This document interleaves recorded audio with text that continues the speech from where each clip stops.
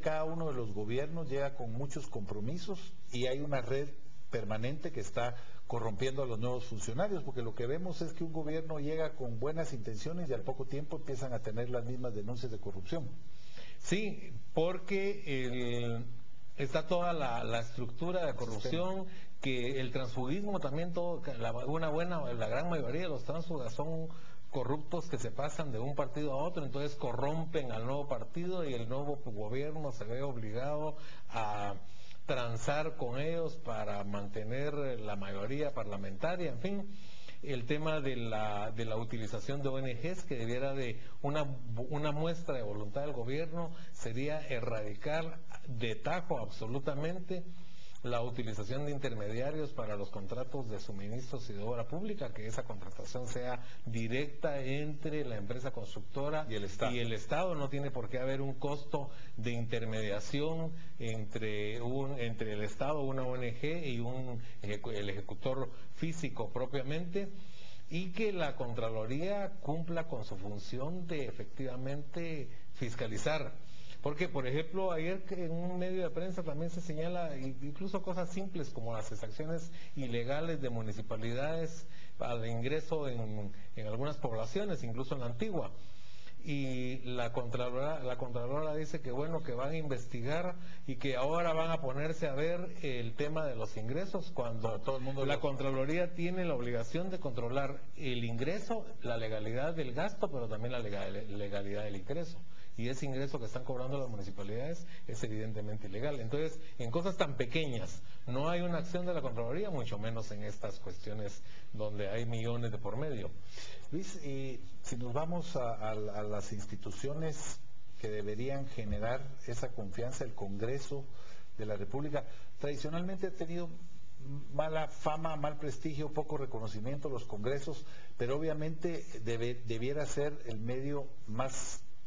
digno del país, por así decirlo, porque es el que representa mejor el sistema democrático. Y sin embargo este Congreso está terminando como uno de los peores que yo recuerde, por lo menos desde 1986 a la fecha. Sí, estamos viendo incluso una situación de transfugismo prematuro que no se daba en otras...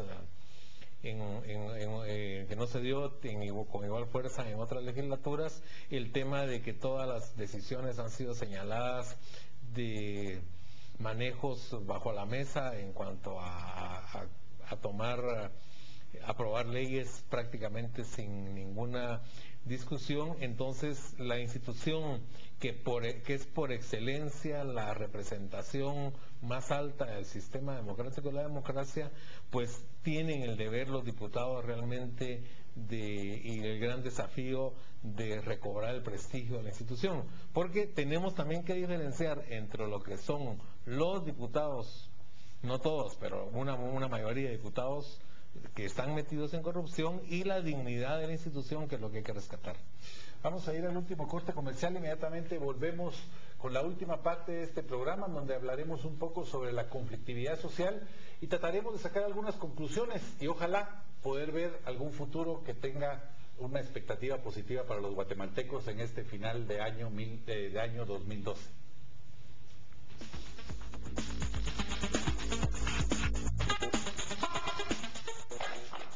Estamos de vuelta con Enfoque 21 en nuestro último bloque de esta noche, tocando el tema ¿qué pasa? Problemas a la orden en el país.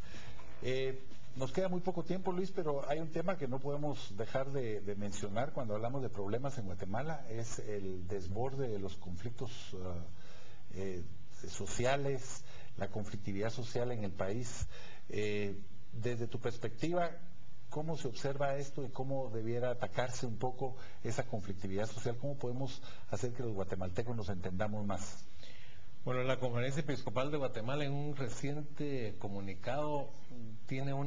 con la autoridad moral que le asiste, tiene una serie de indicaciones y de reflexiones sobre el tema de la conflictividad. Menciona en primer lugar el tema de la conflictividad agraria, rural, que es esa gran asunto pendiente de resolver y que es fuente de muchos permanente y creciente de conflictos. Señalan también la necesidad de que el Estado ofrezca soluciones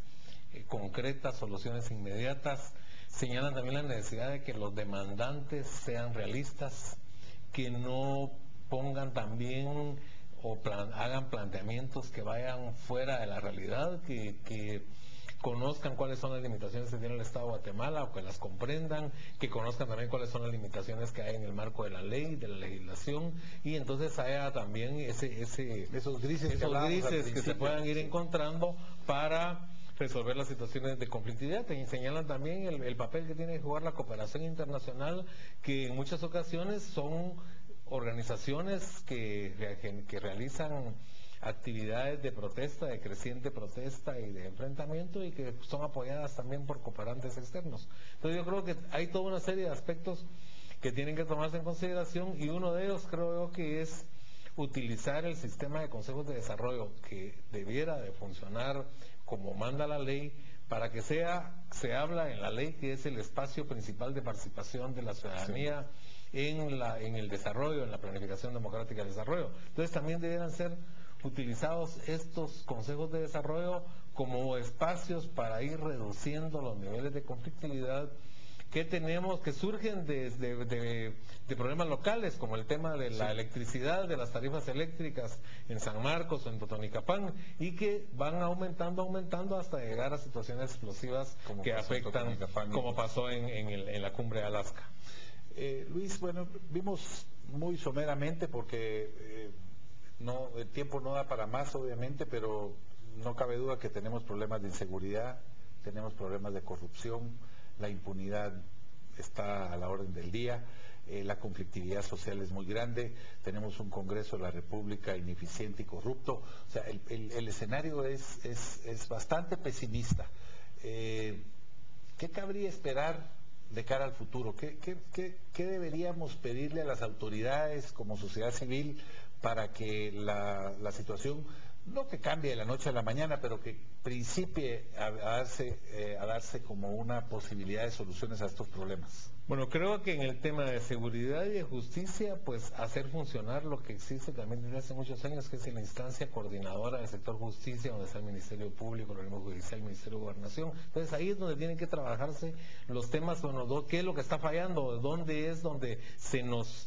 pierde la capacidad de reducir los niveles de impunidad en Guatemala. El papel de la CICIG, que tiene también que rescatarse y que relanzarse, porque ha estado como un actor pasivo, a pesar de que es el gran aporte externo para combatir la impunidad en Guatemala. En el tema de la corrupción y de la transparencia, pues hacer efectiva la ley de acceso a la información pública, porque constantemente los medios de comunicación dicen no pudimos tener acceso a listados de contratistas, a listados de esto, información sobre el manejo de los recursos públicos. Habiendo transparencia, es una de las armas más eficaces, no es la solución absoluta, pero es el principio de la solución al problema de la corrupción. Y tal vez, como estamos terminando y concluyendo, hay algo que de repente podría ser un punto de partida de que veamos un cambio en el gobierno. Estamos hablando del tema de la reconstrucción. ¿Es la reconstrucción una oportunidad para el gobierno o es una amenaza para el gobierno? Pues creo que es una oportunidad si la saben aprovechar, si hacen una reconstrucción con toda la limpieza del caso y con toda la honestidad del caso, limpiando, por ejemplo, instituciones como Fonapaz, que no me explico por qué no se limpia, o por lo menos no se aclaran las dudas que existen, y haciendo un uso lo más eficiente posible de los recursos y identificando efectivamente a los damnificados y llegando a ellos. Recordemos el terremoto del 76, un presidente que entró con el estigma del fraude y se legitimó a través de un manejo adecuado tanto en la atención de la emergencia como con el Comité de Reconstrucción Nacional, que podría pensarse tal vez en armar de una forma también cristalina, transparente, un comité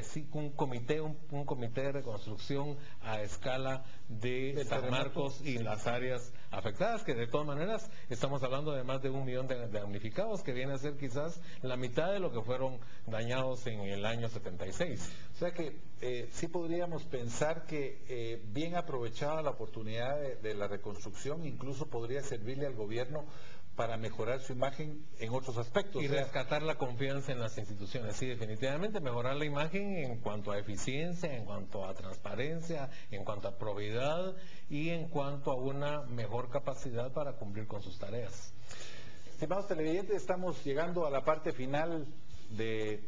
Enfoque 21 esta noche. Hemos visto un panorama un poco oscuro de la situación del país. Verdaderamente yo estuve recientemente de viaje y vi algunas de estas situaciones desde lo lejos y da tristeza ver cómo en el país se repiten los hechos de violencia, los hechos de corrupción y cómo el país pareciera por momentos no tener ninguna salida. Sin embargo, creo que estamos en una coyuntura particular. El Bactún, el 13 Bactún es el 21 de diciembre, coincide también con lo que ya debería estar iniciado para ese entonces, que es el proceso de reconstrucción del terremoto de San Marcos, y esto podría marcar una verdadera diferencia siempre y cuando las autoridades entiendan que tienen que actuar con transparencia, que también veamos en las autoridades de seguridad una nueva dinámica para cambiar esa percepción que existe en este momento nuevamente, que se ha disparado, una percepción de que estamos en un momento de absoluta inseguridad. Las autoridades y los promotores de justicia que comprendan que necesitamos como ciudadanía ver que la impunidad se está combatiendo y ojalá así empecemos el año 2013 con una mejor expectativa y una mejor visión. Esto ha sido todo por hoy, agradecemos como siempre su atención, volveremos el próximo martes a las 8 en punto de la noche con otro programa de Enfoque 21, que Dios los bendiga a todos ustedes que nos premian con su atención y con su audiencia, y que Dios bendiga a Guatemala, que evidentemente mucha falta nos hace.